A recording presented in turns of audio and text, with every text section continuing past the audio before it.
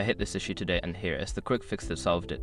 If you're looking to disable two-factor authentication on your Visa account, follow these simple steps.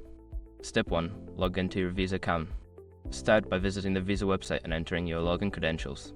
Make sure you're using a secure network to protect your information. Step 2. Navigate to Security Settings.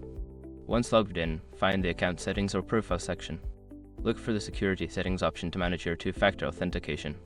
Step 3. Locate two-factor authentication. In the Security Settings, find the section specifically for two-factor authentication. It may be labeled as 2FA or two-step verification. Step 4. Disable two-factor authentication. Select the option to disable two-factor authentication. You may need to confirm your decision by entering a code sent to your registered email or phone. Step 5. Save changes.